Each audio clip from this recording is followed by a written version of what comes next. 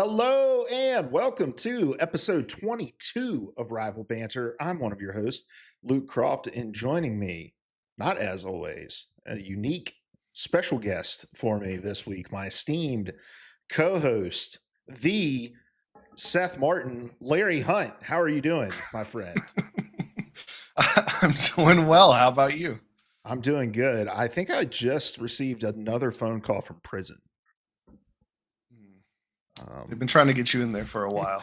Dude, I don't know what it is. So I don't know if it's like the same guy continues to get in trouble or if it's like a ring of people who, or just like this one guy runs in a crowd of people who like all get in trouble or something. But I routinely get calls asking for a guy named BJ from somebody who ends up in like Henry County Jail, but this one is like from the prison around Henry County, which is, obviously the county I grew up in.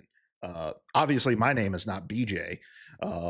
And these people are just calling someone to no avail. And I feel bad, but it's like, I'm not going to accept charges. Yeah. For phone calls. You ever had someone from prison call you, Larry? No, actually. Not one time. I'm going to be honest. That's shocking.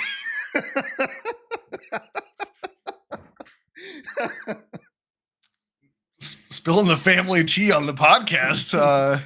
I've had whoa. It could have been anything. It could have been just someone you randomly knew who's been in a lot of trouble. You're the one who had to bring the connection back. Just doxing myself. I've had phone calls from police officers and detectives, but never from the prison itself. Anyway, for the regular listeners wondering why Seth is not here with us, Seth is at the beach. He is because he hates Luke and doesn't want to do this anymore. I mean, he hasn't said otherwise, so we'll see if he shows back up next week. But he's catching some rays down at the beach with Luna Snow, and he is the thong. Down at the beach. So, but no, I'm very excited to have Larry here with us. If you guys know us from our old Player 3 podcast or PVA radio days, he was one of our co-hosts on those shows as well. Larry joining us today. Thanks for taking the time to hang out with me and talk a little bit of Marvel Rivals. Oh, it is my pleasure. How's your week been going, my friend? Pretty good. I'm by myself at the house this week, so as a parent, that doesn't happen often. So I've been sleeping a lot. It's been really cool. I know. 3 kids all gone away, and when's the last time you think you like had an extended time alone? It's probably been half a decade. I was going to say it's been years. Probably, I'm sure. Also, Larry's a streamer. He hasn't been streaming recently, but if you're watching over on the YouTube, you probably notice his camera looks a lot better than Seth does.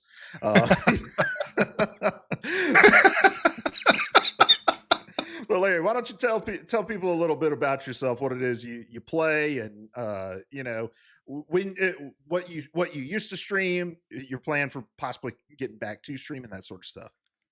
Okay, yeah. So I was primarily focused on Apex. I loved Apex Legends. I'll get back to streaming one day, but my stream is basically Apex Legends and horror games. I loved playing a scary game as well. And we love donuts on my stream. So yeah, I was going to comment on days where we're giving away donuts and such. Yeah, dude, I love Krispy Kreme. I haven't been to a Krispy Kreme in a while. I do have a Dunkin' like right down the road from my new place. So Dunkin' is hit or miss. Like if you're up north where it started, it's all hits. But the further south you get, the worse it gets. I went by a couple weekends ago. Well, I think it was like my first or second weekend here. And I guess it was for the 4th of July. They had like changed all the shapes of their donuts to a star. Mm-hmm. And it just like made the donut overall worse. Yeah. I got a Boston cream from there. Yeah. That was all it does is like just consolidate the filling to this one tiny little area with a bunch of dry points. Yeah, it turns all the edges into just like weird, crusty, hard edges. So yeah, I don't know if the CEO of Dunkin' is one of the listeners of our show, like just stop. I'll let him know. Okay, I appreciate that. This is Rival Banter. We get together every week over here. We normally we've been doing streams, but since I moved, we haven't been doing that. But we talk about everything, Marvel Rivals, and then we push it out on podcast services everywhere on Wednesdays. You can also check us out over on YouTube. Just search up Rival Banter.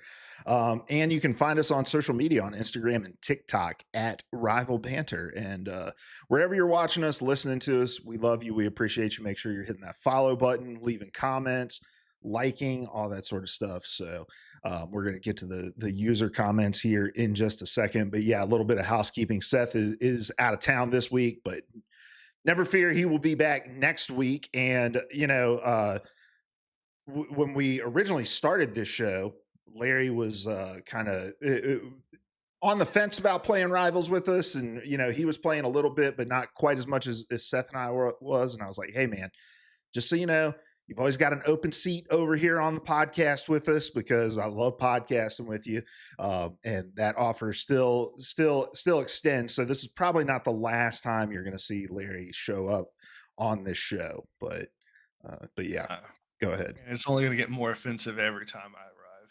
Yeah, yeah. At some point, if we were bleeping words, Larry would just be one long bleep. Yeah, yeah. So, Larry is an OG in the podcast sphere. I mean, Player 3 podcast back in the Destiny days. I mean, talk about podcasting with someone offensive. We had a co-host on that show who we just regularly we had to regularly go back and be like, all right, got to take that out. Took that not joke. that kind of offensive. I was just going to make fun of the game. Yeah. But yeah, that's a fun show. One time I had to leave early while we were live streaming. I had to leave early because I was bleeding. It was like episode 4. It was like really early on. We were still in like my kitchen, and you were eating a sucker, and like that's the first mistake. So you kind of had it. Yeah. You're not wrong. I hate suckers. I don't even know why I was entertaining this candy. The whole concept of a sucker is gross because it's just like flavoring your spit over and over and over again. Said that. It's like constituting your spit repeatedly. So, but yeah. If you guys hate Larry, just leave that in the comments and we'll never invite him back. But let's get to the viewer comments here. We posted up a bunch of videos over on our TikTok and Instagram at Rival Banter. And we got some replies to those comments, and we're going to respond to those. If you guys want your comments responded to, make sure you're commenting on our videos or on the podcast over on Spotify, those kinds of things. So let's see. Yeah. So the first video that I posted was kind of about the uniqueness, not the uniqueness necessarily, but about how Phoenix's ult seems way more powerful visually and audibly than it is like in its damage effect necessarily. But I also talked about in that video how not every DPS ult needs to be like a 5k every single time you use it, right? And Jake the Guy 01 said, I agree with this. As a strategist main, I feel the same.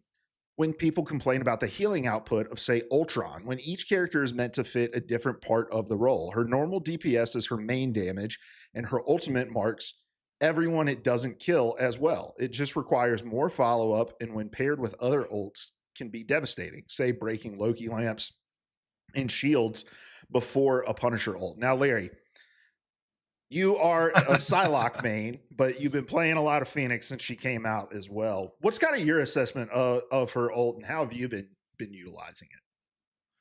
I think you're right. Like the visual appearance of this ult makes it look like it's going to demolish your team when it lands on you, and that's not what it does. It does some damage, but I think the real utility is in shutting down additional abilities that the characters have. So I think she's great against Penny when she's got all those stinking spiders laid down. She's great against taking those Loki healing areas down. And there does need to be some follow-up for sure. So it is an ult. If you're playing a game like this well, you're pairing your ults anyway. But Phoenix absolutely has an ult that has to be paired with something else.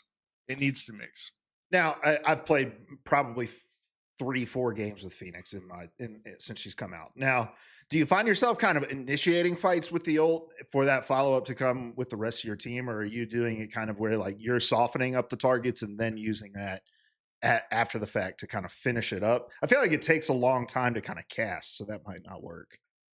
Yeah, I've done a little bit of both. I've been depending on the team, and for the most part, I've been stuck in quick play because we're on different systems and we can't rank together, which is stupid if the CEO of Netties is listening. Uh, but Way less relevant than the Dunkin' Donuts CEO, by the way. yeah, fair. Um, I think primarily I've been using it as an initiation ult, though. I'm thinking about times where an enemy team has the point locked down. If I've got a team that's organized and I know there's going to be follow through, that's how I'll use it. Otherwise, I'm softening some people up. I'm getting a few targets marked, and then I'm dropping that ult on top of them and trying to follow up on my own ult. Yeah, I think the like stacks of her passive is a really big deal, right? You can kind of get the fight started off right by getting that initial stack onto people. But I think to the larger point of the video and to the larger point of what Jake's kind of saying in this comment here is just that like there needs to be a good array of kind of what the strengths and weaknesses of a hero's kit is, and like in the DPS category, some characters, their primary fire is going to be their main source of damage. Some characters are going to rely a little bit more heavily on their cooldowns, and then some characters are going to rely heavily on their ults. And I think Rivals kind of, especially in the strategist category, really kind of fell into this trap where so many of the strategist ults are just like hit Q, make team immortal, right? Where it's like Yeah.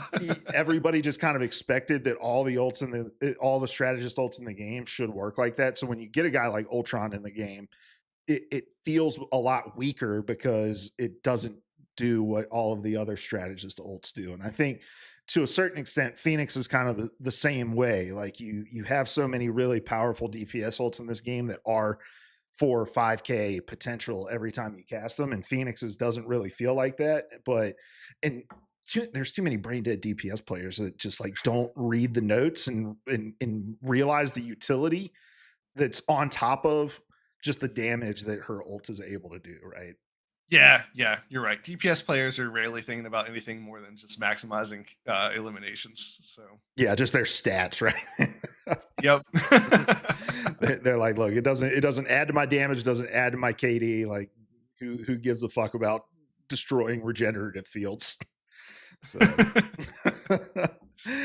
um, then Daniel Fritz 5 says she's honestly kind of mid. If there aren't 3 enemies close enough to each other, her passive is kind of strong at best, and her actual damage is pretty low. Speaking of brain dead DPS, oh, by the way, Larry, we roast our viewers during this time too. Sometimes, like we don't really hold back. If somebody says something dumb, we let them know they said something dumb. So, well, this is the time. yeah, the whole like her actual damage is pretty low part is the main thing. It's like I feel like she has a pretty high damage yielding kit. No, Yeah, for sure. So yeah, I'm just gonna pick that apart a bit. First off, I think a lot of people who have tried to play Phoenix, just from what I observed when I didn't get to insta lock her, was you have to be a decent marksman to use this character. You have to be accurate. You have to be able to hit your shots. And if you can't, you are going to have a low DPS output with this.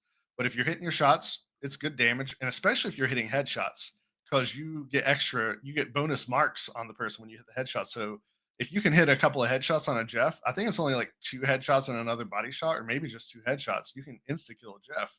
Like yeah, it's a yeah. sorry, this is kind of Ben Shapiro hearing wet ass pussy and thinking that, and telling on himself by being like, if that is what your experience with that is like, then you've only experienced a diseased one. It's like, no, you've just never turned your wife on, Ben. I apologize. Like, sorry, Daniel Fritz. If you think that Phoenix's damage is low, it's because you are unable to hit shots. Yep. So if you play her, you're noticing low damage. I want you to look a little lower at the percentage accuracy. And what you're probably going to see is something under 40, maybe even under 30%.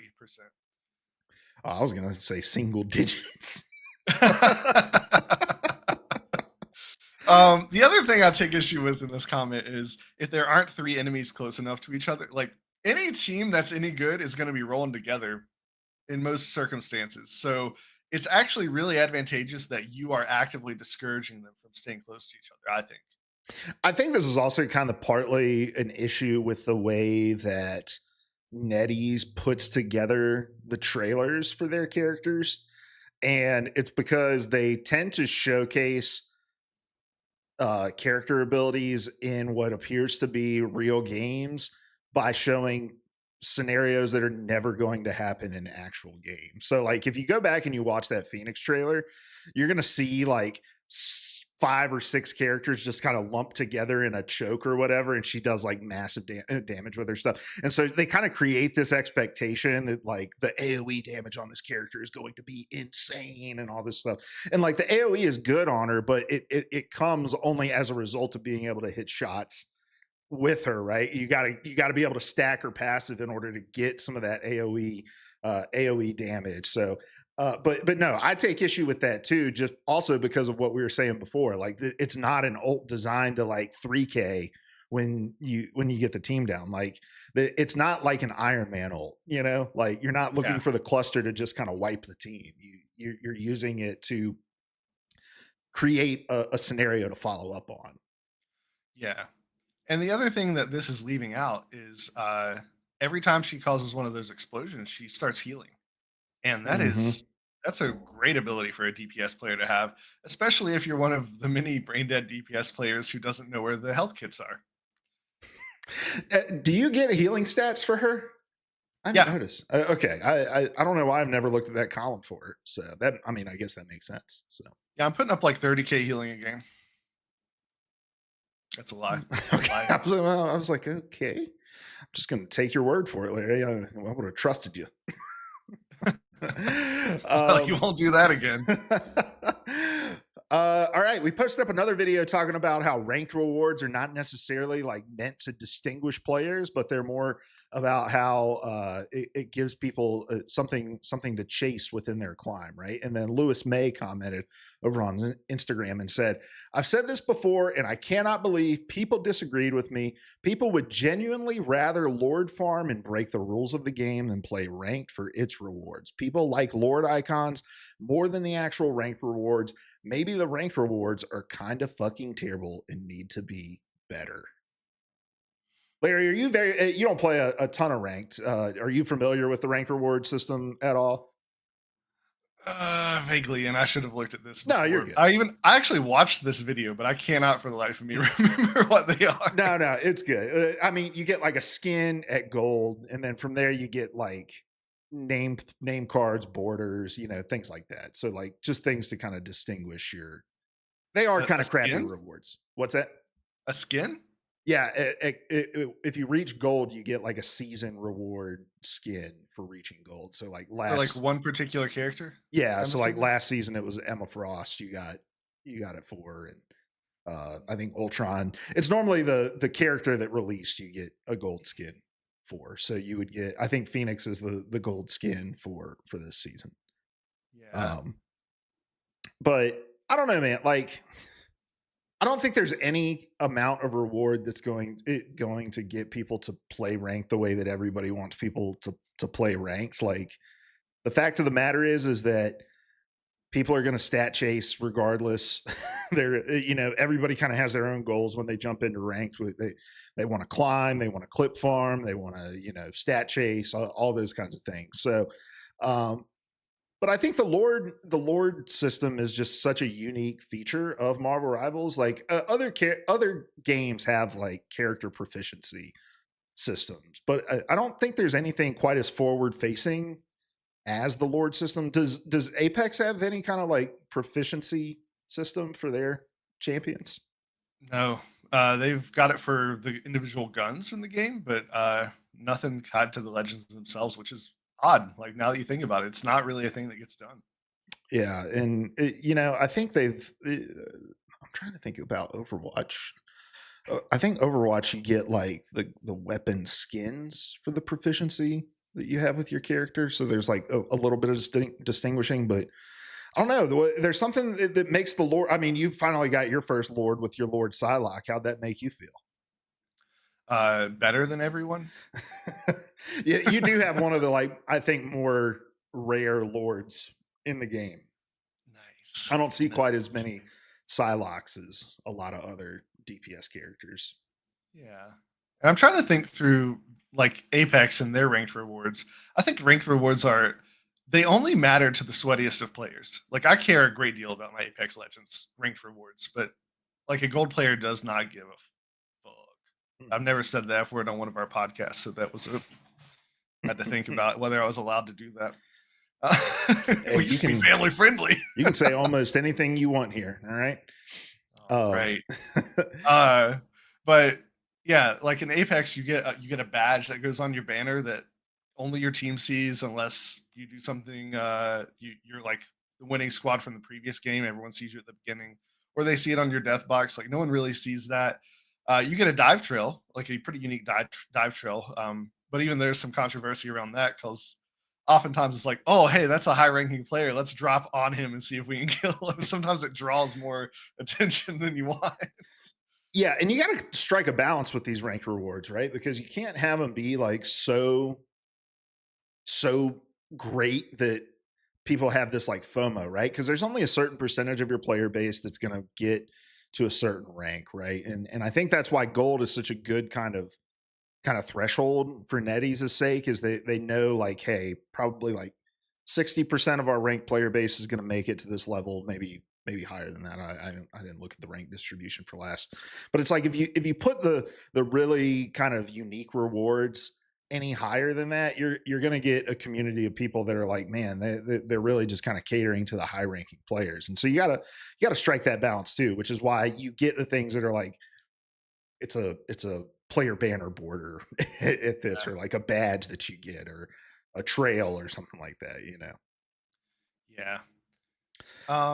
And another thing that I like about the rank system, it's not really tied to rewards directly, but I just want to say this. I just started playing ranked last weekend. I think it's the first time I've really touched it in this game, and I climbed out of bronze pretty quick. I'm in silver now, and I love when you get promoted. It tells you it's not worded this way, but it tells you you're better than this percentage of Yeah, players. and it just names all of the people you're better than. It's like you're Yeah, you're better than Rick, you're better than Molly, you're better, that's and right. you're like, damn right, and it gives you their phone number so you can text them. Yeah, I've been texting them like crazy. You're like, fuck you, Molly, I'm better than you. I'm silver too.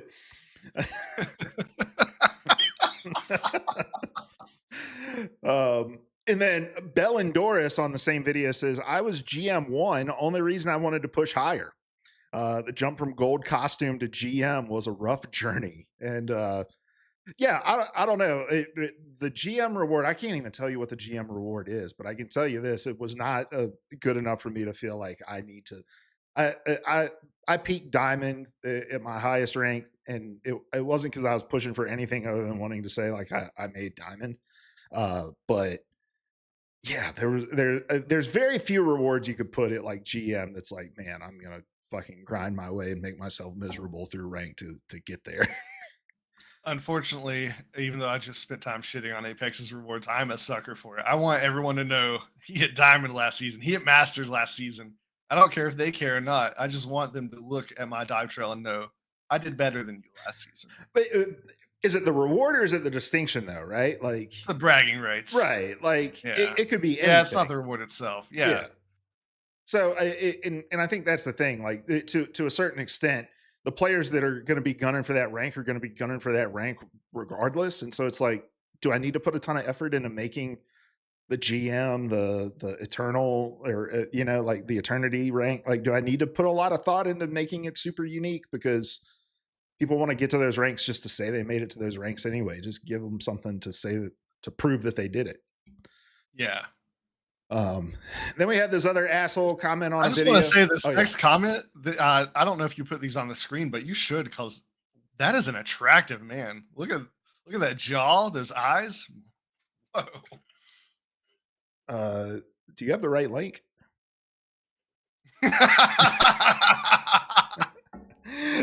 Still in Flux commented on a video about Phoenix's kit and said, "I That's have me. no shame about insta locking DPS."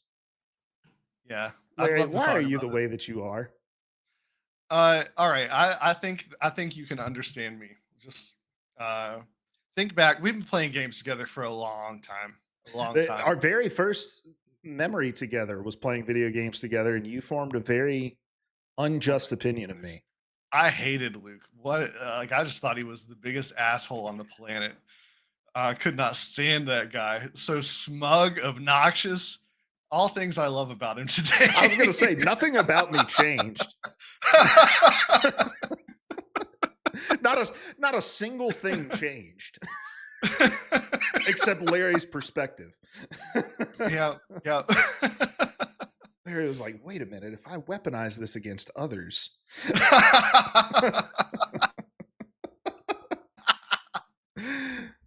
um But we've anyway, been go playing ahead. games for Sorry. a long time. And if you think back on the games we played together, and I think especially this was clear back in the Overwatch days, I have tended to be like the Swiss Army knife of the team. I'm pretty good at games. I'm pretty good at learning a new character quickly. I can get good with just about any character.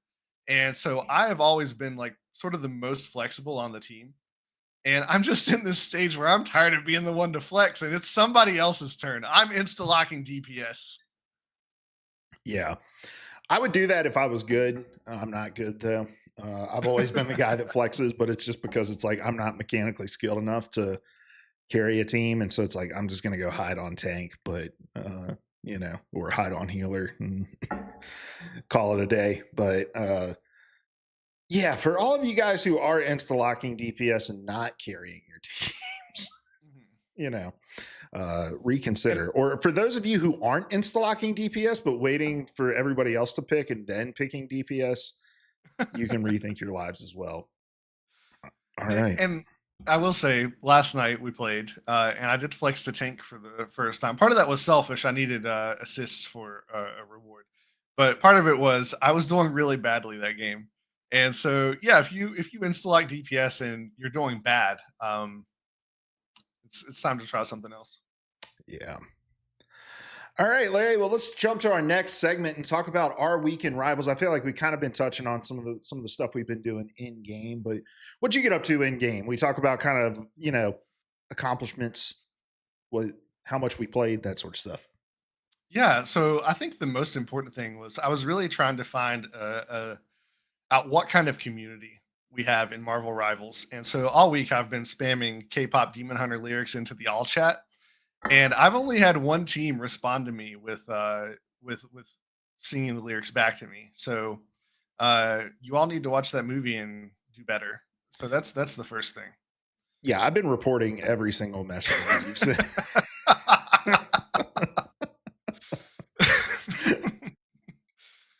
Luke hates fun and good things, so he hasn't watched it yet, and he I, probably never will. We'll be again, these are honest. things that he knew about me when he met me in college. all all things that are not new to him 15 years into our friendship. Yeah, have we been friends that long? I, Dang. yeah, I Yeah. think I mean I'm 35 now, and I mean we met when I was 18, so we've known each other for 17 years. But you didn't start coming around my room until yeah, Yeah.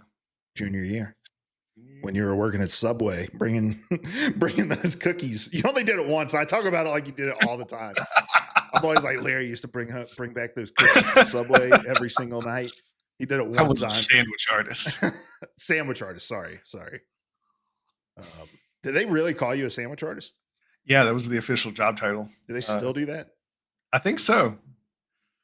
Lame. I'd walk out. Did you feel like an artist when the person was like, "More mayo, please," than that? Keep going. Keep going. Mm, You're like, I can no longer see the sandwich. keep going. More. More. All right. Anyway, what else I did you get forgot up the to? question. What are we talking about? It's our weekend rivals. What else did you do? Let's see. I got Lord on Psylocke. I feel like I'm a pretty good Psylocke. I don't have a lot to compare it to except the enemy Psylocks that I generally talk a lot of shit to. Mm-hmm. Uh, Mm-hmm. So there's a lot of that. I'm still enjoying Phoenix. I did try Tank for the first time. Penny Parker. I want to be good with her because she's so annoying when I'm against her, but I am not. I'm very bad with her. Yeah, Penny's unique because she's just like she's very situational. You can't like force her into every map. You can't force her into kind of every.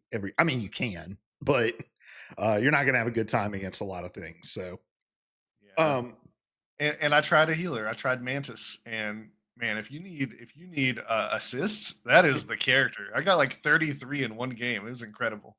yeah, just keep that damage boost on your friends there, and you're gonna do just fine, just fine. You also got the new Psylocke skin.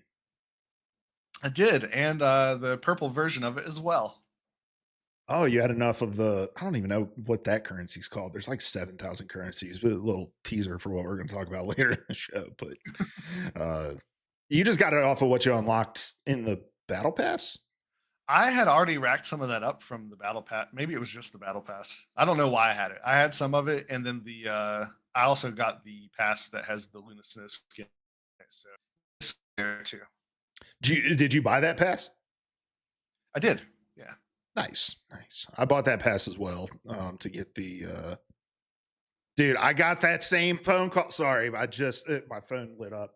I got the same phone call from the prison. They want to add my number so that they can call me and I can call them. Maybe I should just accept.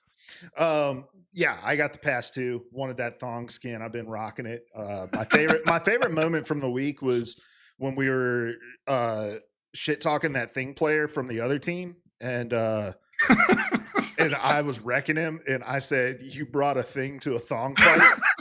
Yes. I think that was my best line of the week in chat.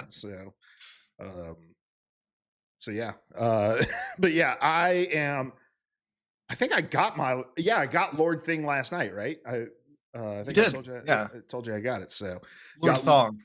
got Lord Thong last night. That thong. Um, and yeah, I have run out of challenges to do in the game to get battle pass currency. And I'm kind of just waiting on the two dailies to unlock for myself each day to get Yeah. more because I play the game entirely too much. So the way that it works is you have like your weekly challenges that unlock every 7 days. You get two challenges that unlock every day. And then you have the season long challenges that reset every 30 days where you can like repeat it 4 times, where it's like do X amount of damage, X amount of healing, take X amount of damage or something like that, maybe. Yeah. I've done all of those all 4 times. So it's like I can't really progress through the battle pass anymore. I've already completed my summer event pass, all that sort of stuff. So I should probably slow down on this game if I'm being totally honest with you. No, Nettie should give you more opportunities. That's Just give me more shit to buy. I'll buy it. I mean, you've been playing games. You admittedly, me and you have been playing games for a decade and a half. Have you ever seen me drop money on games like I drop money on Marvel Rivals? no. I have No. I have like 2,000 hours in Overwatch. I didn't even buy Overwatch when it came out. I was game sharing with with a good friend of mine on Xbox. Like I think I spent a total of $20 on Overwatch in the 2,000 hours that I've played on it. I've dropped way more than that on Rivals already. So Yeah. And I do buy like skins for characters I really like. I've dropped a little more on Marvel Rivals than I typically would, which is crazy because I don't play it enough to justify what I've spent it. but you play with it's the first game in years that me, you, and Seth have like all collectively really been into together though, which is I think Yeah. saying something and helps with my motivation to spend on it because it's like I want to continue to invest in it. So I'm kind of forcing myself into that sunk cost fallacy, right? Where it's like I'm gonna put a bunch of money because then I can't walk away because it's like look how much I've invested that'll never get returned to me for all of these digital pixels. Um, so I can't tell you how much money I've spent in the game so far, but it's more than I did in Overwatch. All right, Larry. Well, let's move on to the news, and we always start with the brand new skins coming to the game, and we got a trailer for Real our. quick, Yep. sorry, I have a question. Are they actually dropping new skins frequently enough that you always start with the trailer for new skins? Or the They update the store every single week, and there's always two skins, at least two well, skins. all games do that, but they're like they're rotating old skins so often. No, So it's always new that's really skins. cool that we're getting that much content in this game. Yeah, That's amazing. always new skins. So, but we got our first or our trailer for the Fantastic Four First Steps costume. What's up? Just the Fantastic Four skins. It just makes me giggle. um, these are obviously the skins from the movie, and they look great. I mean, exactly how you would expect them. Designed off the movie. It looks like they. I don't. I guess they got the. I don't know. Do these look close enough? That doesn't really look like Pedro Pascal, does it? They didn't change like the characters' faces. Uh, They just put them in the suits. I was looking at that earlier. okay, so they didn't get like the image rights to the actors, I which don't is sad because I think so. know that Pedro Pascal hasn't been in a whole lot lately, so I know he was really looking forward to it. But you don't play any of these characters, Larry. But what do you think about these skins? I'm sorry, I don't like them. I don't like the new Fantastic Four suits. And hot take, I don't know, maybe it's a hot take, maybe it's not. I've never liked the Fantastic Four. Even as a child, when I binged all superhero stuff, even like the terrible old superhero cartoons, the old Spider-Man from like the 60s, when the old Fantastic Four would come on, I'd be like, okay, that's enough TV. I'll go find something else to do. I don't know. I feel the same way. I'm not as big and this is a known thing with people who listen to the show. Like I'm not the lore guy on the show. I'm not really into any of the movies or anything like that. But for some reason, Fantastic Four has always felt like I don't know. I'm going to try to say this and hopefully it makes sense. Like it feels like old people superheroes to me for some Yeah, reason. it so all superheroes kind of had that like cheesy 60s era, right? Everybody in the 60s. This was like a cheesy, corny version of superheroes. I don't feel like Fantastic Four is capable of being anything but that. Even when they try to do like a more modern, serious take on it, it's still called the Fantastic Four. And they're still wearing those goofy matching outfits with a four on them. And the whole dynamic is just it's just a weird dynamic with them. I don't know. I'm with you. Yeah, it's sort of the like Partridge Family of superheroes. It's it's like that Yeah. family dynamic. Like we're the plucky band of relatives traveling around to save the world. And yeah, I mean they even had that vibe in the game too. So so are you not interested in the movie or anything like that? I'm gonna watch this one. As far as Fantastic Four goes, it's the best looking. It looks like it's gonna be the best movie we've had, but my expectations are low, especially with just how Marvel's been in the last half a decade. Yeah. I'm showing the full renders up here on the screen now. And I don't know, they look good. If it comes in a decently priced bundle, I might get this because I do play Invisible Woman and I play Thing, but Mhm. I also feel like they just released a really great Thing skin with the thong skin. They're about to release a summer skin for Johnny Storm as well. And Invisible Woman has a couple really great skins already too. So I feel like these aren't the best skins for any of these characters, except maybe the one for Mr. Fantastic. And that's just because I don't really like any of the other Mr. Fantastic skins in the game. Yeah. Um, but yeah, I don't know. I'm kind of with you. I'm sort of interested in checking out the movie and seeing uh, what it's all about. I like Pedro Pascal. I think it'll be good. Oh And yeah. who's playing Human Torch? It's somebody who was just in. It's the Stranger Things guy, right? The Eddie. I don't remember the actor's name. Oh yeah. You're right. You're right. So I think it has a good cast. Oh yeah. Have you seen the Fortnite skins for this movie as well? No. Yeah, Fortnite is doing Fantastic Four skins. as well. And I'll pull up an image comparing these. I'm sorry, I'm a child. Still laughing at the foreskins. Yeah. um. So yeah, I am. So yeah, Okay. Same here. thing. It looks like Except they have the Fortnite. faces. Yeah, I was gonna say Fortnite. It looks like they got the like the image rights. I hate the design for the thing in the movie. Yeah. I like his eyebrows weird. Like it looks like he's just got a helmet on. It does. Like um the top part of a Darth Vader helmet. yeah, I don't know. So I definitely prefer the rival skins over the Fortnite skins, outside of the fact that I do like that Fortnite has the actual faces. Yeah. Um, if anyone of your viewers is watching this and really has always loved the Fantastic Four, please tell me why. Maybe you can sell me on it. Yeah, I was reading an arc. I have the Marvel Unlimited series, and I was reading an arc that was kind of like Doctor Doom had kind of put this like cloud of confusion over the Fantastic Four, and like Sue Storm thought that she was like in love with Namor, and the Thing thought that like Richard didn't want him around anymore, and all this sort of stuff. And like Richard had like locked himself away to try to solve some big galaxy problem.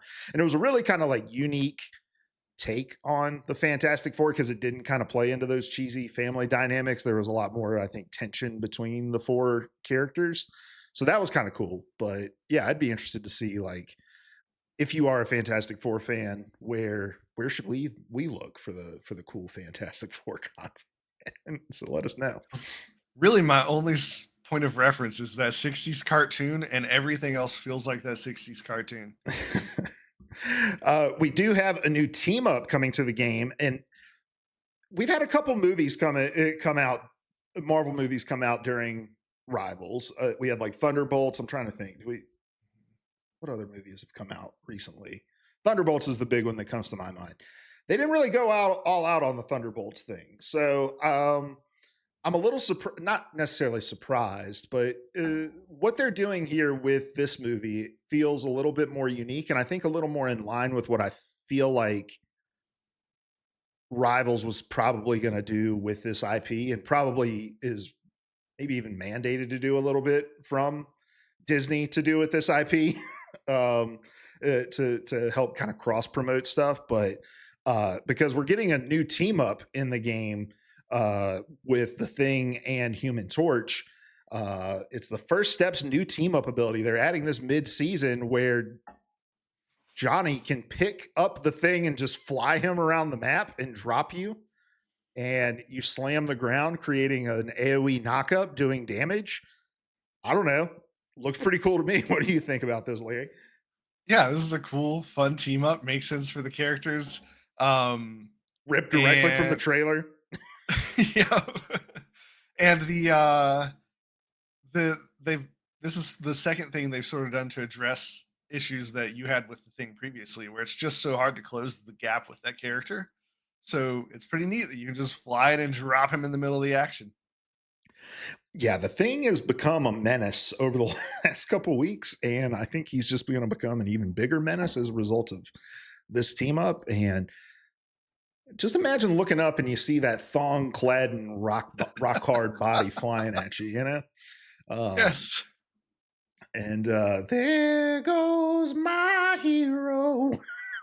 I don't know. I think this is cool. I wonder how long this is going to be in the game. Is this going to be just like a temporary thing? Is it gonna be around for the rest of the season? I don't know.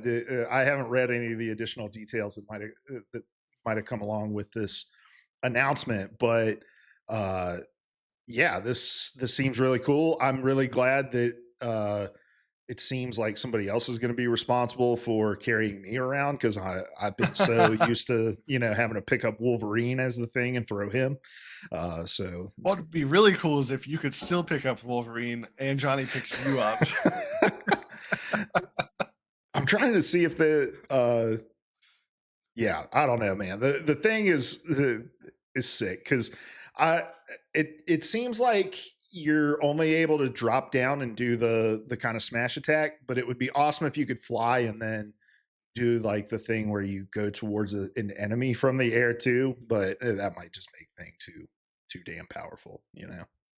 Yeah. All right, and then the last piece of news that we have on here, and we've kind of talked about this before on the show, but and I think there's a conversation that just kind of pops up every single time that there is a new season that launches. But there's some concerns around the player base for the game and how the game is retaining players and blah blah blah. And I'm just going to say this to you guys right now: if you're playing Marvel Rivals and you're worried about the player base, you don't have to be worried. There's plenty of people playing this game. NetEase is going to support this game. It's not going anywhere. All right. At this point, you're just watching their pockets if you're if you're concerned about the player base, right? But because we're a Marvel Rivals podcast and we talk about all things Marvel Rivals, let's talk about the player base. All right, Larry. I am in here and I am looking at the 3 month. Well, let's start at this. Let's just start at the max. All right. Um, Yeah. So if we take a look at their peak, right? Season 1, January 6th, 644,000 players, right? And then if we look at all of the subsequent season releases, first season, uh, or season 1.5, 437,000, season 2, 315,000, season 2.5, 190,000, season 3, 163,000, right? And you look at this a chart like this and you think, wow, that's a huge drop in players. I mean, they've lost basically 5/6 of their player base since season 1 launched. And yes, that looks like dire.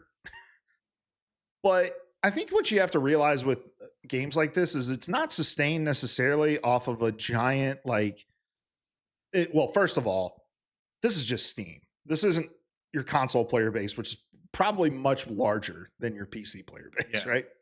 Um, but also a game like this, the first your release window is about finding your audience that's going to stick with this game in the long run, right? Apex had a huge release when it kind of shadow dropped in March of whatever year that was. Um, and it sustained itself because it found its audience that just stuck with that game and it became the game those people played for all time, right? Yeah. And I don't know what was Apex's player base like by the time you were I mean by the time you kind of stopped streaming.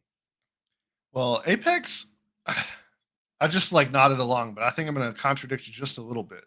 You got to remember the way we found out about Apex was there was the lead guy at Respawn sitting in a chair at E3. He's like, "Hey, we did a battle royale. It's out now."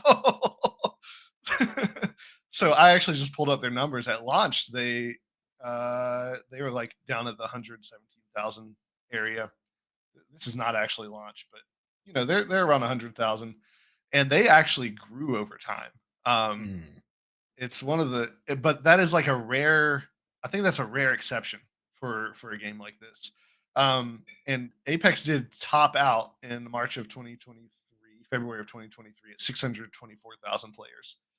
And since then it dwindled down to 153,000 and now it's back up to like 250, 260.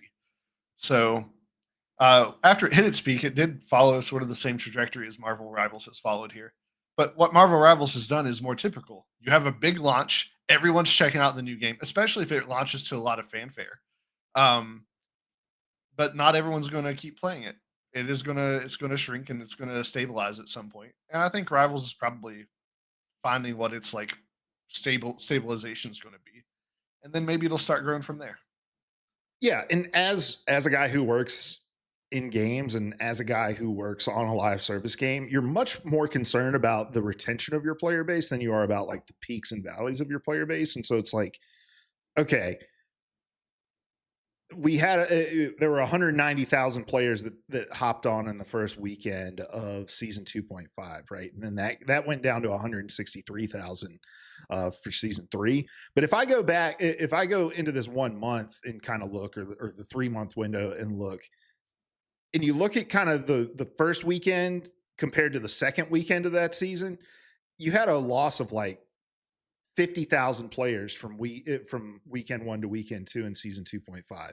Whereas in season 3, you didn't have much of a loss at all. You lost like 7,000 players between the 2 Fridays of the launch of season 3. So your retention was a lot better week over week in Steam. And again, like all of this is just kind of a little moot, right? Because this isn't your console numbers. This isn't like your most accessible platform that we're talking about here. But I mean, it's still worth talking about. Like NetEase is trying to find that sweet spot where they're like, okay, what is our content release cadence that's going to keep players coming back? And I mean, we saw the roadmap that they released. We talked about that last week. That's something we hadn't seen from NetEase at all in the 7 months that this game's been out, or 8 months that this game's been out. And so for them to be like, okay, the season's coming out this week, and now here for the next 4 weeks, this is the content you have to look forward to. It gives your community reasons to look forward to coming back. And I think it's a communication strategy. It's a strategy of just like finding your audience. And so I'm not concerned about the player base numbers, mostly because like you can sustain a gaming community off of a player base like this. I am curious about the Apex numbers, Larry, because correct me if I'm wrong. There was a long time you couldn't even play Apex on Steam, right? I think you're right. You had to play on like the EA launcher or some shit like like that. Yeah, that's right. So it was like a big deal when they launched it on Steam. So that like 600,000 or whatever that they had peak wise might be coinciding with that. I don't know. That's just a guess. Yeah. Well, no, that's not where it coincides. Just because Apex launched in February of 2019, but it launched on Steam in November of 2020. And then it was 2020. What did I say? Yeah, you said like February 2023 or something was when they peaked at like Yeah. 600,000 or whatever. What happened in But February of that year of of 2023 when they peaked? there was a new season launch, I believe. I can't remember which one, but I can't. But it's like a gradual climb. Like the previous Yeah. peak was 499,000. Like it Apex was just going up and up. And part of it is that they released, just before the pandemic. That's when I got into streaming. Everyone who wanted to get into it finally had the time to get into it. It was a very streamable game. It had a very active competitive environment. It just had a lot going for it. And that dive in 2023, like from that peak, really came from a long time them mismanaging the game, not listening to their community. The content was nowhere to be found. Skins and stuff like Marvel Rivals is being supported at a much higher level than Apex Legends ever has been. And so, yeah, I wouldn't be worried about this game going away anytime soon. I'm also curious what these numbers would look like if they had things like cross-platform progression and things like that, right? Like if more players Yeah. could kind of easily jump between console and Steam, because you can do that on a game like Apex, right? And I'm not saying that accounts for all of that player base, but it's a lot easier for me to be like, I can play in multiple ecosystems because all of my content kind of carries over. Because I'd love to play more with you on PC, but it's like none of my shit is on PC. I'm like level 18 on PC or something like that. Yeah. And speaking to, the impact that could have, Apex didn't get cross progression until October of 2023. So, Oh, oh, well, see, that was actually after, but yeah, that's after the peak. So, but it's still there's like a nice little steady plateau there in that time frame, and that's part of it. Like, and it yeah, got cross play was something that took them a little while to get, I think. yeah, I don't know when it got crossplay. Do they do crossplay ranked on Apex? October of 2020 was crossplay. Yeah, they do. Gotcha. Um, and ever since then, like you've had the mixed inputs, And I know that's why companies shy away from it, is putting mouse players against controller players. It's so hard to strike a balance, and it's a constant fight in the Apex community. But I'd rather deal with it, even if it skews not in my favor, if I get to play with my friends who don't play on PC. Yeah, man, this is something I've been kind of like, I don't know. I'm a big like EA college football player, and I think I've seen that game for 2 years in a row now kind of get ruined by the streamer community kind of complaining about things that people who play the game a certain way don't care about, whereas like these streamers who kind of play in this real isolated way do care about. And I feel like I kind of feel like the mixed input thing is one of those issues as well, where it's like most normal people just want to like log off work and easily play with their friends regardless of their platforms, and they'll just deal with the issues. Most people aren't even fucking aware of the issue, right? Like Yeah. you just throw them in with the console and PC players, and they're just going to be blissfully unaware, and whatever. There's going to be some games they get curb stomped, and there's going to be other games they do the curb stomping, and they're never going to think twice about why that might be. But it's the online communities and the streamers that are going to be the ones like, oh, the mixed inputs are just making this game impossible to play. It's going to be podcasts like us, us assholes saying stuff like that. But at the end of the day, I'm with you, man. Like, I would much rather it just be like I'm in my mid-30s. I'm not going to be fucking playing in the esports World Cup or anything like that anytime soon. It's like I just want to log off work and play with my friends wherever I'm playing from. Yeah. All right. Well, let's jump into our main topic of the day, which is Marvel Rivals' approach to monetization. And I've got, we don't necessarily have to touch on everything I've got here in the show notes, Larry, but, this is I want to take a piece of news and then kind of springboard this into a bigger conversation. And I'm glad you're here because Well, thanks, buddy. I think you bring a unique perspective, having kind of played the game when it first came out, taken a few months off from the game. Me and you got like really into frag punk there for a bit before we realized like, oh, we're playing the same 4 people every game. I still want to be into frag punk, but y'all want to talk about a dying player base? Go look at the frag punk numbers. We want to pull up the frag punk chart real quick. Hold on. The frag punk chart. Let's see. I'm actually very curious. How many players do you think are on right now? Or are you looking? I pulled it up already. Oh, okay. There are 2,500 players on right now on Frag Punk. They peaked on release at 113,000. So they peaked at maybe the lowest player number that Marvel Rivals has been at on Steam.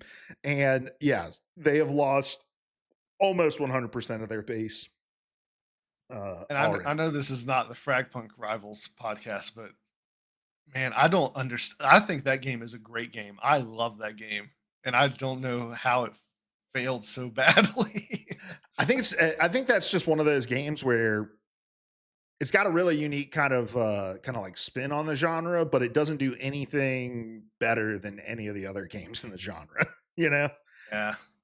Like I think Valorant has better operators. I think CS:GO has better maps and gunplay. I think all Fragpunk really has going for it is like the card system, and it didn't really do a great job of like leaning into that and making people care about it. Yeah. That's my thought. So, all right, but like you said, this is a Rivals podcast. But tune in next week for our Fragpunk podcast. But so we had our Rivals summer event release last week.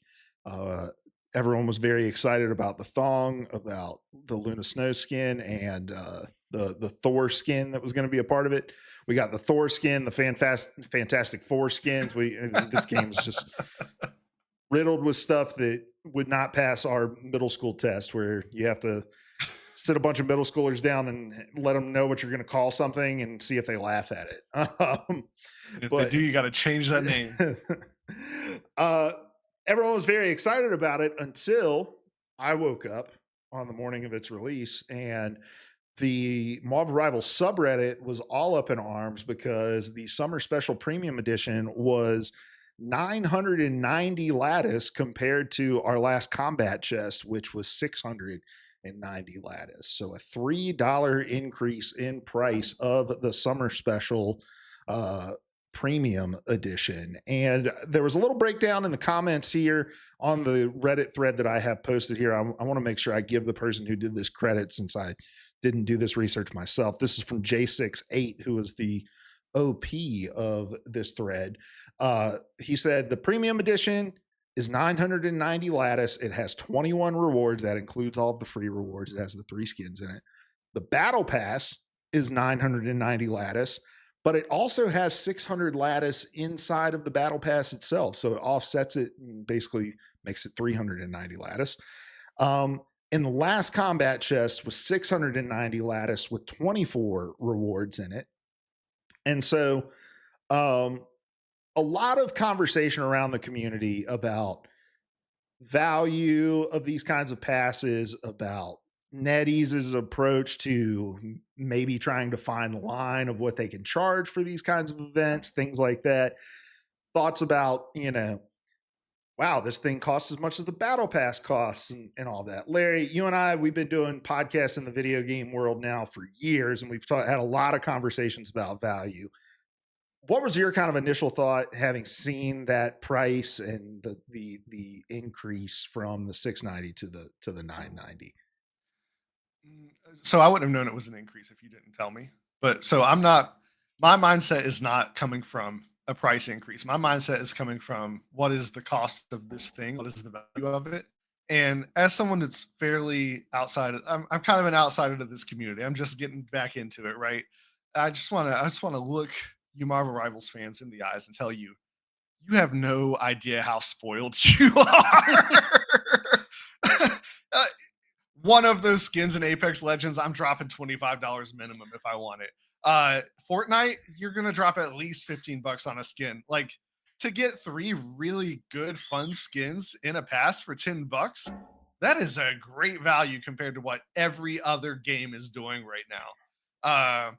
And if you're not buying a crap ton of stuff in this game anyway, you should have, like, it's so easy to get lattice. I'm saying I bought the Psylocke skin in this pass.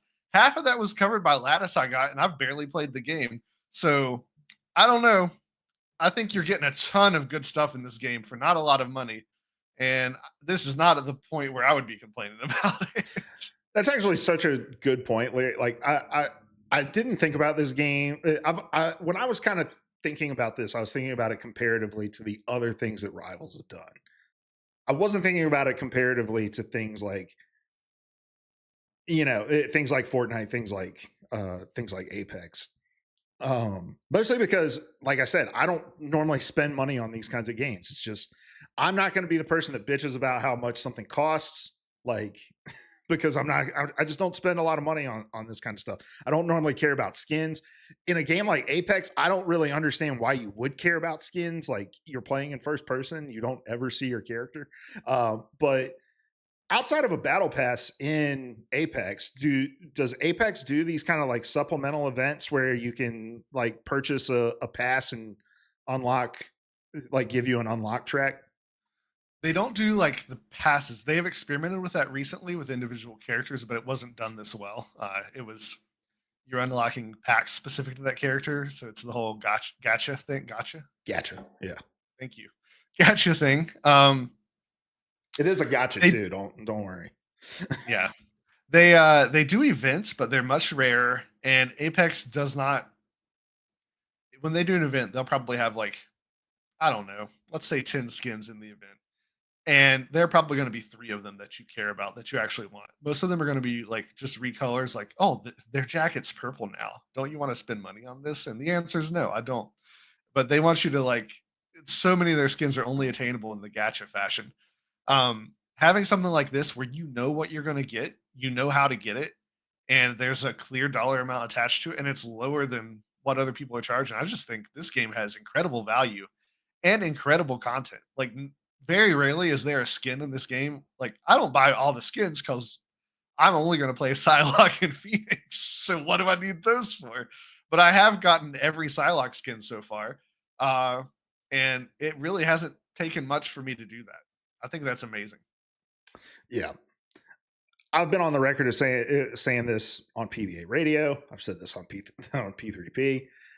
Value is not about how much something costs. Value is about how much somebody's willing to pay for it, right? And so when we talk about like, is it a 990 lattice value what you're getting in this thing? Like that's in the eye of the beholder. And in my opinion, yeah, it is. It was the combat chest was 690 lattice worth. Would I have paid 990 lattice for the combat chest? Probably. I I don't know. I might be a little biased now because, like I said, I work on a free to play game that works on a that has like ongoing content and stuff like that. And I know how good it feels when I see people who are supporting the game that I work on, and I want to support the games that I spend the most amount of my time on. And Rivals is something that I have spent hundreds of hours in already, and it's like man, when you go see the new Fantastic Four movie, you're going to spend $25 to go see that movie. Probably more if you're going to like get concessions and stuff like that, right? And it's like that's going to be what 2.5 hours of your time, Yeah. and most people aren't going to even bat an eye when they go watch that movie, or if you wait for it to come to your streaming to a streaming service, you're going to pay 15-20 bucks to like rent it on your TV or something like that for 2.5 hours of your time. It's like I don't have an issue paying 10 bucks for something that I have gotten just an endless amount of value out of for my time. And look, I get that there are some people that that's just not in the cards for them, but you're not missing anything in the Yeah. game Yeah. itself. Like It's you can cosmetic. still play the game, right? And you can, uh, uh, I don't know. I know you can like go back to old battle passes in the game, and I'm sure that some of this content they're going to bring back as well, right? It's like you can return to this. I'm sure you're going to be able to return to this stuff if you're in a better place. But like what you're saying, dude, is like that Luna Snow skin, if it was not in this pass, would be $25, right? Yeah. Like, Yeah. so the And comparative in a value is game great. and in Apex, sometimes like there's not a way to get these things except to like get all the things. There have been some insane drops in Apex where it's like, all right, if you want this really cool weapon you carry around, you're gonna drop like $500 to guarantee that you get it. Like Yeah, that's predatory. That's awful. This game, I'm so impressed with the monetization, how they've leveraged it, and just the cosmetics themselves are really cool. It's stuff you want, but you're right. At the end of the day, you don't need it. You don't need it to play. yeah, yeah. If you're feeling upset about the price of it or whatever, number one, you're well within your right to express it and not spend your money on it. And Yeah, I'm all about that. The whole like trying to rally the community to like get behind you and also not spend their money on it, like I can take it or leave it on that. Like, hey, what the world sucks. Like the little bit of stuff we can find our joy in, don't make me feel bad about it, right? Like I didn't feel 1 ounce of badness. Larry, you texted me and were like, are you going to feel a little embarrassed when you immediately buy that summer pack? And I was like, no, not at all. Like, I don't fucking care. um like I don't know, this game brings me a lot of joy. It's two characters I have Lord on with Luna and the thing. Like I these are characters I play. I'm going to use these skins. Like I don't know. But the spirit of my joke was, would you be embarrassed that you spent $10 to stare at Luna Snow? But I mean, look, not the thing itself. I am staring at the thing itself. All right. um, um, yeah, Before go we ahead. move on from this topic, I also just wanted to weigh in real fast on the math they were doing with the battle pass is 990 lattice and 600 lattice in the pass itself, as though like I think some players are missing what's going on there psychologically. The reason like NetEase didn't put the lattice in the pass to be like, community, we love you. We love giving back. Here's some free money. That is a hook to keep you playing to the end of that battle pass so that you get your full value out of it and you come back next season ready to spin the battle pass and stay hooked in. They want you to keep leveraging it one battle pass into the next again and again and again. It's not value for you. Yeah, it's a mechanic. Yes, it's a mechanic to keep you hooked, and the battle pass serves a totally different purpose than this like premium pass as well, right? Like the battle pass is meant to give you a regular stream of content over the next 2 months, whereas this is kind of as a stopgap to for a player like me who like reaches a point with the battle pass where I can't make more progress in a certain amount of time. Like I can still log on and make progress on my summer skin stuff. So Yeah. they're not only doing a really good job with the monetization, they're doing a really good job with just keeping players engaged with all this content. I remember those bone dry desert days of Overwatch where it was like, we haven't gotten a new character in 6 months. Like, what are we doing?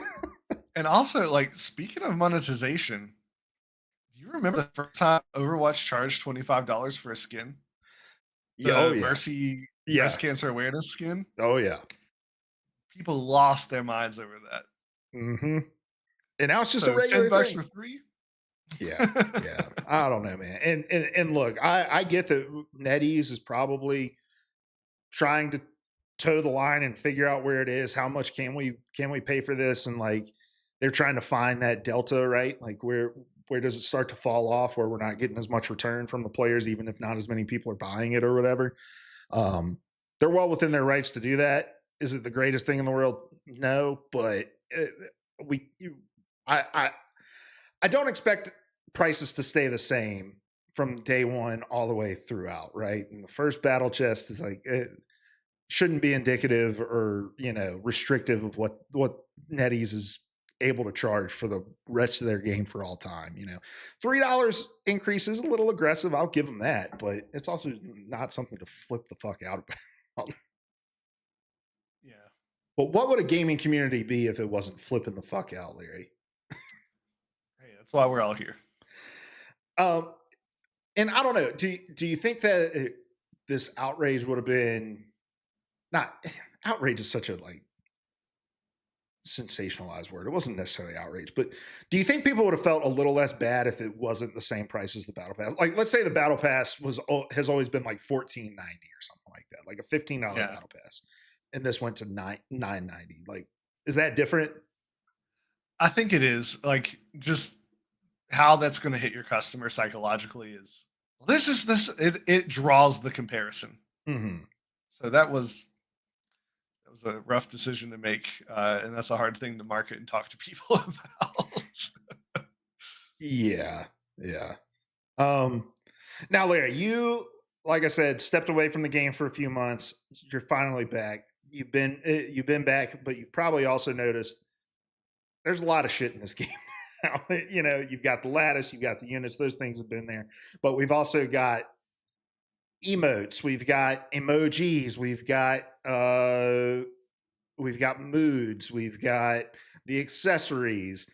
How do you feel about like the evolution of the economy itself and like the systems within the game, especially having played like Fragpunk, which is another NetEase published game, and we played that, and I've talked about this on the show already, and that game is just like, what the fuck is all? I'm just clicking shit. I don't even know what's related to what. Yeah, good luck finding all the stuff you're trying to get. Like, there were times in the game I was actively trying to buy something from them and couldn't figure out how to do it.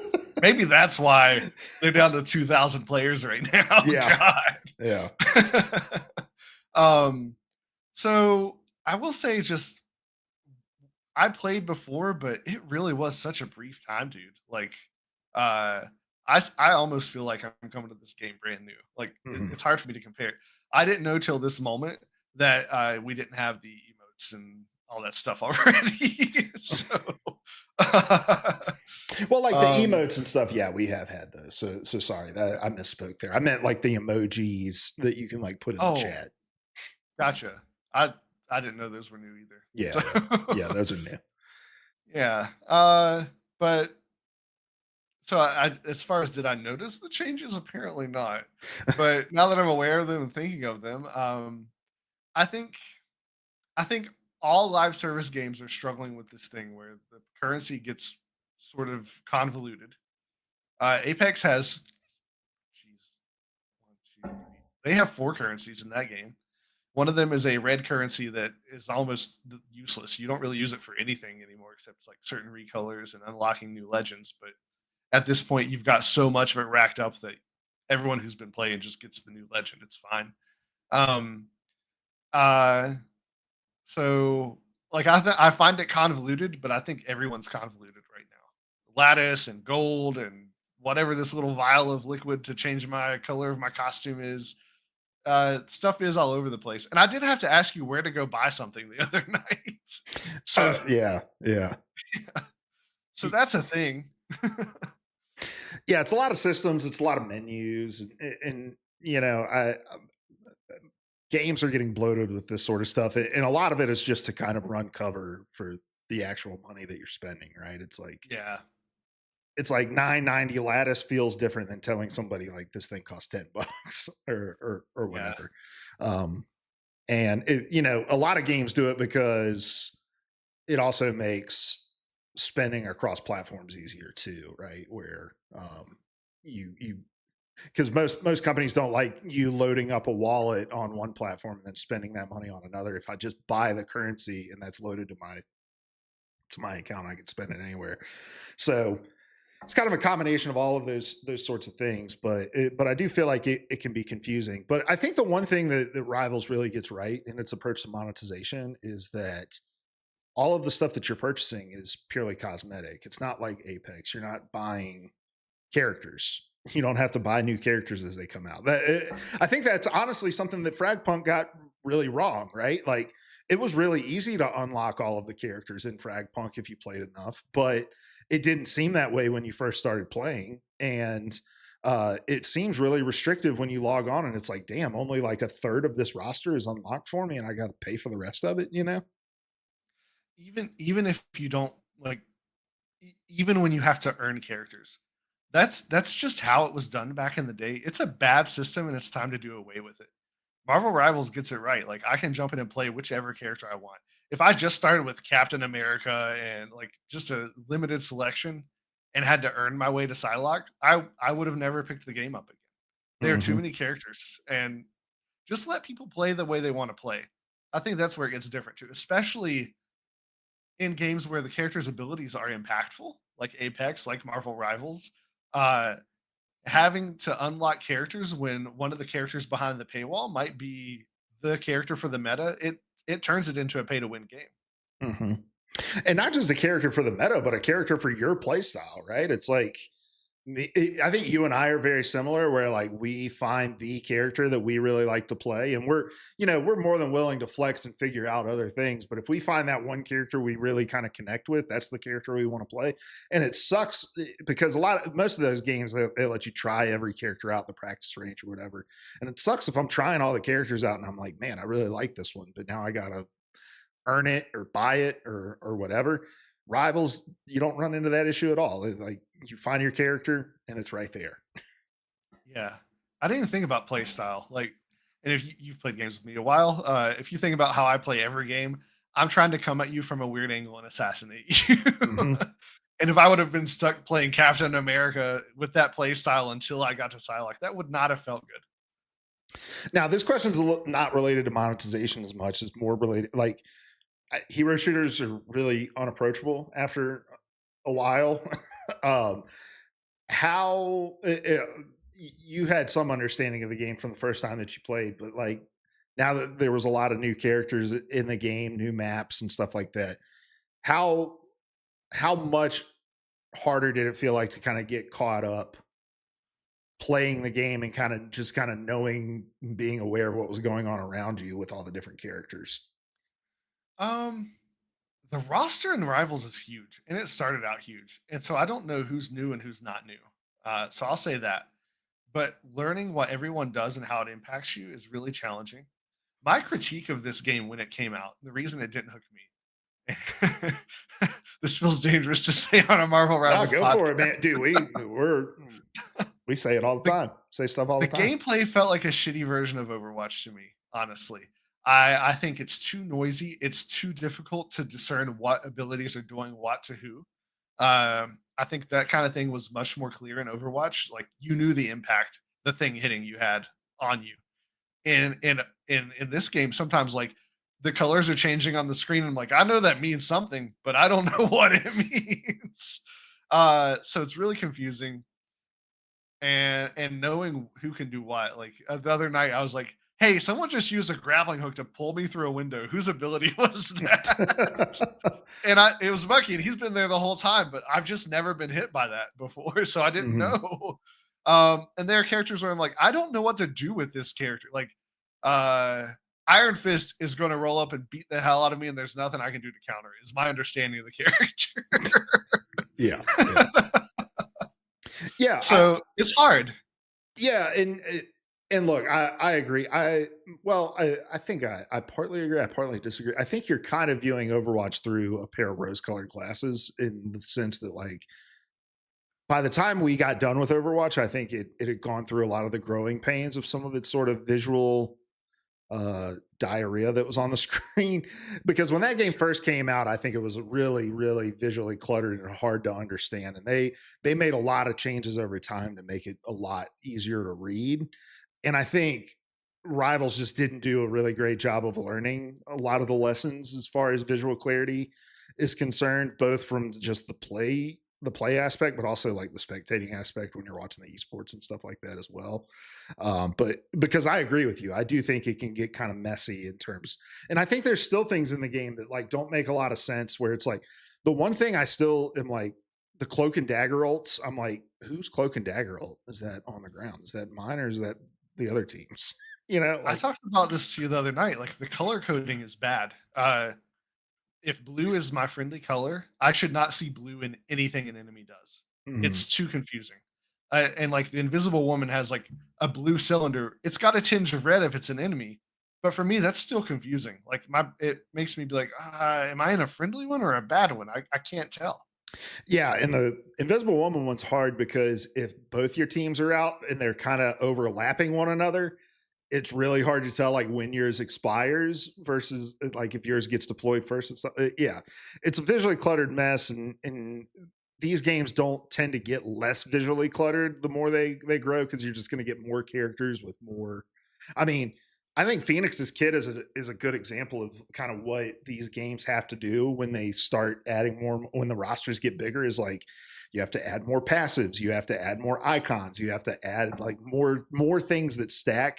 The ability descriptions get longer, all that sort of stuff. Like so the game's going to get more complicated and more cluttered. So I'm curious what a conversation with somebody who comes into this game a year from now is going to sound like when, I mean, we're getting a new character every month now, right? So it's like Oh, we're getting 12 characters a year. Yeah. that's again value. Going back to value one more time. That's amazing. And it's distributed value, right? If I'm paying 9.90 for the summer event, right? But I'm not having to pay. How much is a new character in Apex? So the red currency is like you just rack it up so easily that if you've played for any amount of time, like you've got it. But if you're coming in fresh and most of the characters aren't unlocked yet, I don't remember how much you'd have to spend to start getting this. But it adds up. If you want all the characters, it adds up. If you don't want to take the time to just earn them, and Yeah. it takes a little bit. So and look, I'm the last person I think to be like a corporate shill. Like I'm not going to sit here and apologize for NetEase's monetization or whatever, but I just don't think like everyone's so averse to having to spend anything on a game that they're dumping hundreds of hours into, and I'm just not about that life. Like, and so I'm going to give credit where credit's due, and I'm gonna shit on decisions when decisions are meant to be shit on, but it's distributed value. Like if all the money that I would otherwise have to spend on having to unlock every single character in a game is now kind of hyper focused inside of these like cosmetic only uh events, that feels so much better to me. And it makes me want to stick with a game for the long haul because if I ever get to a point where I don't want to spend any more money, I can keep playing the game, and that's fine. NetEase isn't going to come knocking on my door and being like, well, I guess you can't. I don't feel punished, right? Like shame, Yeah, shame. You can't play the new characters now, I guess. yeah. I can count on one hand the times I actually bought with real world money skins in Apex Legends. Uh, I've already matched that number in Marvel Yeah. Rivals. All right. Well, Larry, think that's going to do it for this episode. I appreciate you hanging out with me once again. But before we get out of here, what are you going to get up to this week in Rivals? What do you want to try to accomplish in game? I'll claw my way out of silver and into gold. That shouldn't be hard. And I guess I don't really have very many goals. I'm going to play with you and Seth and have a good time. And if they ever enable cross play, I will become the sweatiest tryhard you've ever seen in that game. But right now, I'm just kind of stuck in the quick play world if I want to play with my friends. So, yep. Cool. Well, I guess I need to decide on who my next Lord is going to be. I mean, I'm pretty close to my Lord Moon Knight. have you considered Jesus? No, what season did he come out? He's got a resurrection power like Adam Warlock. Born again. But no, I'm really close on Cloak and Dagger, and I'm really close on Moon Knight. I'm really close on Magneto. So probably not Moon Knight. Moon Knight I haven't played in a long time. He used to be my tilted. Like I'm tilted because there's 4 DPS on my team. I'm just gonna go Moon Knight. Now Hella's I'm tilted. Now I'm just gonna play Hella. So yeah, I'll probably just decide on my next Lord. I'm gonna try to get to gold in rank this week too because I want to get the skin, and then yeah, I might end up depending on the price of this Fantastic Four bundle. I might end up buying that as well. But all right, well, let us know in the comments what you think about the monetization, about the new Human Torch thing, team up, about the new First Step skins, about the player base, anything we talked about. What are your goals and Rivals this week? Seth is back with us next week, but Larry, appreciate you hanging out with us this week. Also, let us know in the comments if you want Larry back again. If you don't want to see him again, want me to stay away. Yeah. Not only will we not invite him back, I know where he lives. We'll make sure he never appears on another podcast again, guys. Don't ask how. But all right. Larry, thanks again. Love you, buddy. Thanks for having me. All right. We're going to get out. Good luck in your games this week, and goodbye.